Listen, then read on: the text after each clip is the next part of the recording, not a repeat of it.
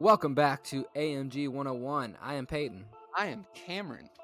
And we are about at the mid-season point in Season 7, so we have a bunch to talk about. Who we think might make the playoffs, win some divisions, and who's been performing well and maybe not so well. We're going to start off in Green Bay with some news coming out of that front office. I've heard some rumors that the left tackle for them, David Bakhtiari, he's considering a mid-season retirement because of the struggles of the Packers. They're sitting at 2-9, straight off a loss from Detroit. And, this will be their third losing season in a row. Cam, what are your thoughts on that? Honestly, if I'm David, and I'm that age, I might be thinking the same thing. I mean, you look at the Packers, they are 2-9 this season. They finished, I believe, 8-9 last year. And then the year before, they finished 6-11. So no real success there. It doesn't look like they have any hope to make a playoff run. I think he's making the right choice, personally. Yeah, I mean, for a guy at his age, he's getting towards the end of his career. You think he wants to be on a team that's contending, and that team is not at that point currently. And, if he can't get himself out of Green Bay, maybe he's just not – he doesn't have that passion anymore to want to continue playing because he's got 2 years left on his deal. And, he's getting up there. I can see why he would want to retire at this point. I mean, obviously they're not going to make the playoffs this year. And the way it's looking with Cortez Walford at quarterback, they're a long way off. He's got a long way to go before they are even close to making the playoffs. Start Barry. I'm not going to get on either train there if I'm Cortez or Barry, but both of them, I don't know if they're the answers. So I can see why he's considering this, and I wouldn't be surprised if it happened, honestly. So let's go ahead and move on to who they just lost to, the Detroit Lions. And that's, can Jared Goff, can he rebound from his rough start to the season? He was very turnover prone. He threw a bunch of interceptions. Can he rebound and take these Lions to the playoffs, Cam? What do you think? Well, considering these past three teams that he played, I know that they're 3-0, but you look at the teams they played. They played Green Bay. Green Bay is 2-9. They played Denver. They haven't won a game. And then Chargers, I mean, they're always at the bottom end of the league, 3-7. Here's the thing about the Lions. They managed to keep games close for a very long period of time, but looking at their schedule, they just can't close out these close games. If it was the opposite, I'd be like, okay, yeah, I think Jared Goff is going to rebound, and I think Lions are going to make a playoff run. But personally, right now, I don't think Jared Goff is going to pull it out. I think we're going to look at the Detroit Lions missing the playoffs. And I think I have to disagree with you. As you remember from the beginning of the season, I'm a Jared Goff believer. He was my MVP bowl prediction pick, and that's not looking great right now, and probably won't happen. But I think Jared Goff, as long as he keeps doing what he's done these past 3 games, he protects the ball. Only 2 interceptions the past 3 games. I mean, if he can protect the ball, and especially late game, and they can start winning some of these one-score games, then I think they have a shot to make the playoffs. I don't think they can win the division, obviously, but at least get it in as a wild card. I mean, looking ahead at their schedule, they do have a tough matchup with the Bears, but then they got the Packers again. Later on, they have 2 games against the Vikings, which those 3 should be wins, you would think, for the Lions. Yeah, we know those are winnable. So if the Lions, Jared Goff, if he can steal a few against the Raiders, maybe the Steelers or the Panthers, if he can steal at least 1 or 2 of those games, they're looking pretty good to make the playoffs. And I think Jared Goff, if he keeps protecting the ball like he has been, I think they have a real shot to turn it around and make the playoffs still. But here's my thing. Here's another thing talking about the Lions. You look at the NFC, and the race is very tight. And if they don't manage to pull out the North, I feel like their odds of squeezing in the wild card might be slim. So that is true. It is a definite tight race this year in the playoffs for the NFC. There is probably 6 or 7 teams that are still right on the edge of could be in, could not be in. It'll definitely come down to the last week. And you know what? Let's just throw this in real quick. What about the New York Giants? They won the Super Bowl last year, but now are sitting at 4-5. Let's just do a real quick. Do you think the Giants make the playoffs? Oh, man, I remember saying at the beginning of the year, I felt like they were still going to make it, but I felt like we were going to see a little bit of a slump. You know what? I'm just going to go out on a limb here. I'm going to say the Giants don't make it. I think I have to agree with you, Cam. They have a killer end-of-year schedule. I mean, still left to play. They have to play the Chiefs, the Bears, the Bucks, the Rams, Eagles 2 times, and the Cowboys. I mean, they're going to really have to start winning some of these close games. And, I mean, I don't know if they have it in them this year. That defense has looked horrid. Absolutely terrible. And they're going to really have to turn it around in order to make the playoffs. And what a shame. Wins the Super Bowl, doesn't make the playoffs next year. The Super Bowl slump is a real thing. So maybe we look at New York bouncing back next year. But this year, I'm just I don't think it's looking too good for them. All right, let's move on to a piece of news that came out a couple weeks ago from the Chargers. They decided to re-sign Justin Herbert. And, you hear that news and you're like, of course, Justin Herbert, young guy, they're going to want to keep him in Los Angeles. And they gave him a gigantic contract. And I think the one question I have is, should they have even re-signed him? If you look at his numbers, it's not pretty. First of all, how big was the contract? You tell me how big was it? You know what? Why don't you tell us about his numbers and if you think they should have re-signed him, and then I'll tell you about his contract. All right. So in AMG Season 5, 2 years ago, the guy threw for 25 touchdowns and 26 interceptions. They missed the playoffs, obviously. I mean, when you're putting up those numbers, I mean, you're probably not going to squeeze in. And then last year, his turnovers increased, and his touchdowns decreased. So as a coach or as an owner, GM, when you look at those numbers, I'm not sure why you're leaning towards re-signing him when you know he's getting worse every year. And then this year, we're at 10 games in. He's got 15 touchdowns and already 24 interceptions, 73.1 QB rating. I mean, me personally, I think it's time to move on from this kid. He's shown me nothing that is putting this team in the right direction and putting this team in positions to win. So, and I really just want to see how big this contract is. All right, Cam, you ready? You ready to hear this? 6 years, $203 million. Wow. I wish I could get paid $200 million to stink. Wow. This is crazy, man. This is a rare time. I think I have to agree with you. It's hard for me to see the worth in keeping Justin Herbert. Don't get me wrong, he has potential to be a great quarterback, but obviously something's not working here in Los Angeles. I mean, the touchdown interception ratio is way too bad at this point in his career. Especially, he started off rookie year looking really good, and the next year wasn't terrible. One more pick than touchdown, and then 2022 AMG season 6, he just fell off a cliff. I don't know what happened that year. I don't know if it was the sacks that got to him or what, but man, it was like a new Justin Herbert, and this is the same way this season. And I just don't know if he's earned that contract. And that's the best decision for the Chargers. Maybe go somewhere else, get a rookie, find a new option. That's what I'm saying. Like, it's not working. Maybe deal him, get some draft capital, or even another big name player. But yeah, I think he's just LA just isn't for him. And the thing you got to consider too is say they were to put him on the trade block, then the package that would be offered for Justin Herbert would be massive. I mean, I think because like you said, his potential is it's really up there. So I mean, I almost wonder if that was the better move there for the Chargers. I mean, they got him locked up for 6 years, so they gotta hope that they made the right decision. But at this point, I'm gonna say no, that might not have been the right decision. And I'm pretty sure everyone would agree with us there. So speaking of young quarterbacks, when you look around AMG this season, you see all those quarterbacks that are leading their teams to the playoffs possibly. Who do you think is a young guy that has the potential to lead them to a Super Bowl all the way through the playoffs? All right, so I'm going to say Ernie Ramsey from Tennessee. And the crazy thing is, I was kind of iffy on them starting this guy because I know Claxton was the starter last year. He had a solid year, led the Titans to the playoffs. And I was like, why are they drafting another quarterback? But, I mean, it looks like here that, it's worked out for him. The guy's got 23 touchdowns, 8 interceptions. This is his first season in AMG. And you look at those numbers, you're just like, wow. And, their quality of wins is kind of unreal. They've beaten the Jaguars, who won, the Super Bowl a couple years ago. They beat the Chiefs, who are always in contention to win it all. The Ravens, they've kind of struggled a little bit this year, but, I mean, we know their potential. We know the experience that they've had in the playoffs. This Bills stacked team, they beat them.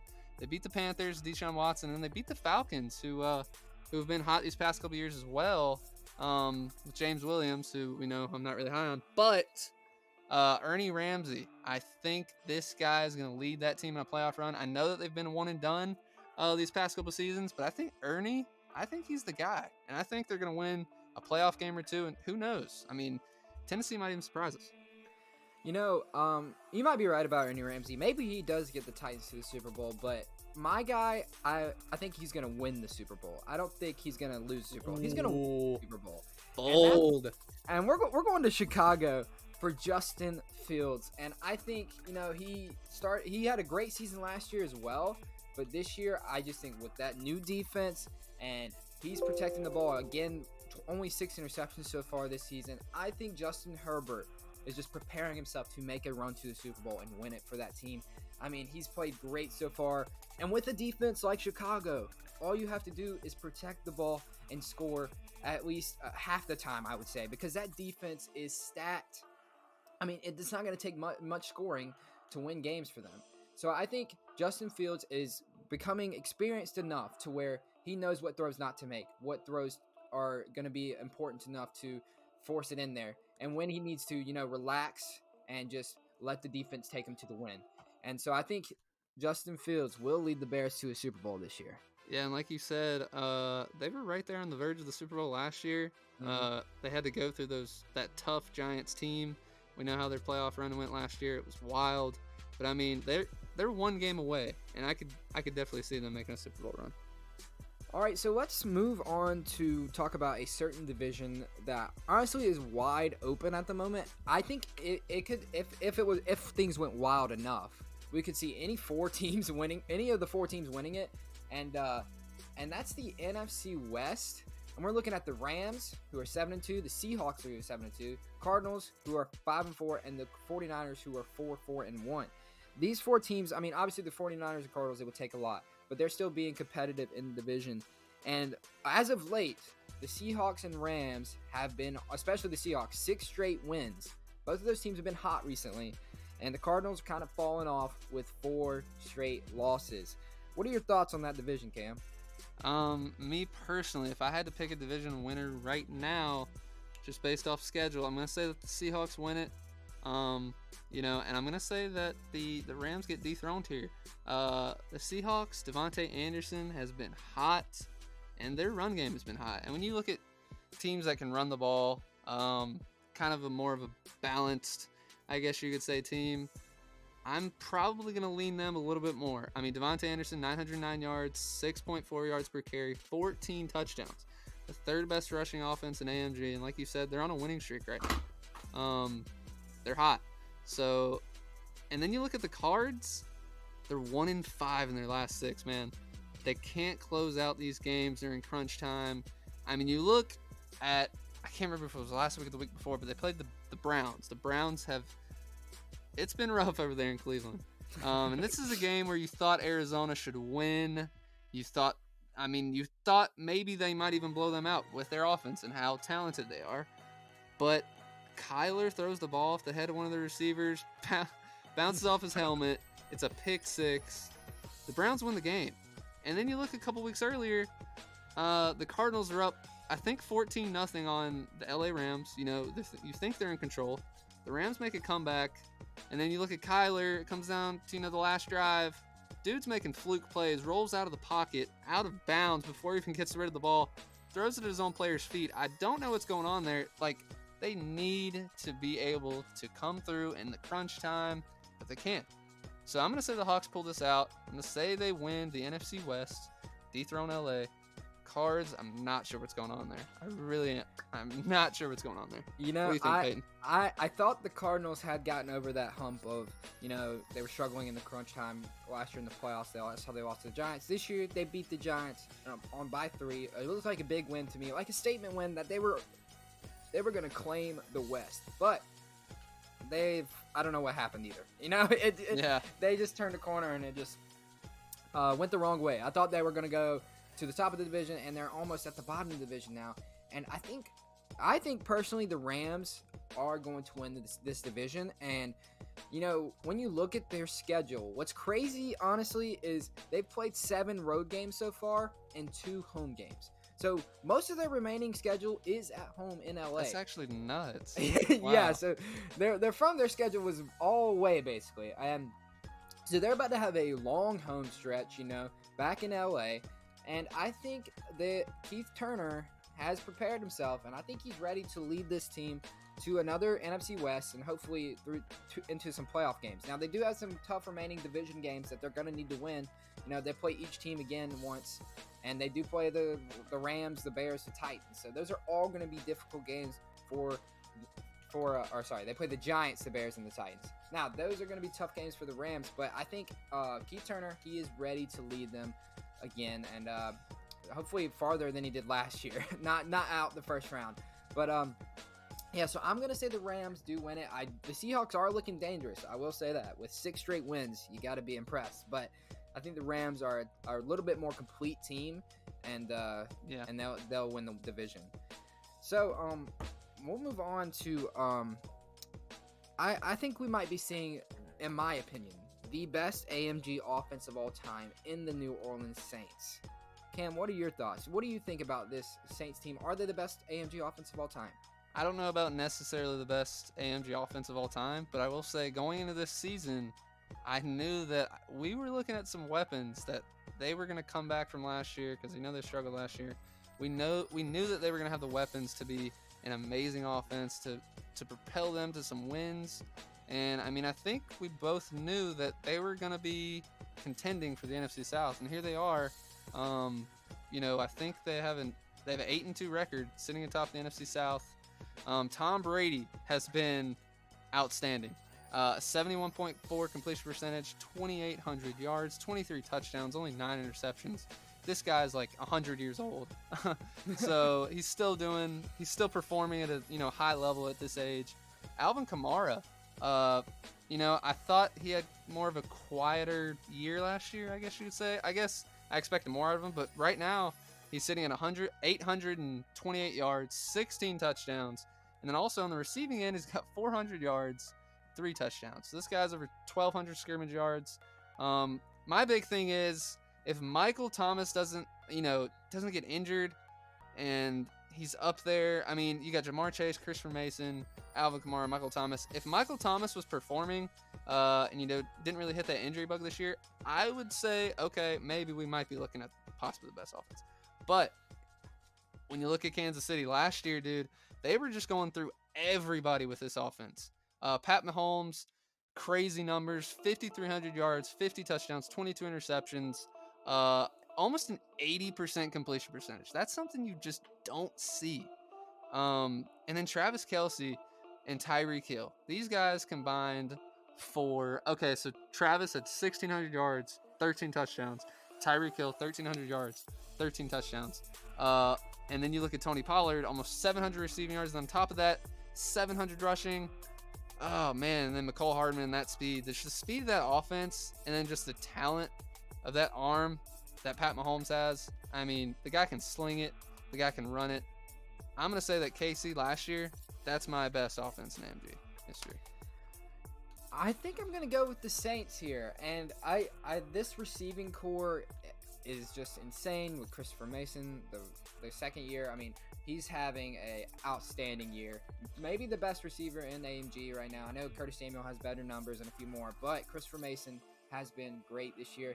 And I think to bring in Tom Brady probably might have been the best move in the entire AMG offseason because, wow, it has turned around the Saints. They struggled last year with their rookie, and they didn't think he was it. So you know what? Let's sign Tom Brady, bring him in for at least 1 year, and let's see if we can make a run. And they have so far. They're atop the NFC South, and I think they could be a Super Bowl contender easily. They could easily win the NFC South. The NFC South and the NFC on top of that. Yeah, I mean, if Tom Brady keeps this up and they have the weapons, so I think the Saints are definitely a contender for best AMG offense of all time. Maybe the best AMG offense. I think they are. I know what I'm going to commit. They are the best AMG offense of all time. The New Orleans Saints. So I think that about wraps it up for this episode. All right, we'll see you guys next time for episode 6. All right, peace.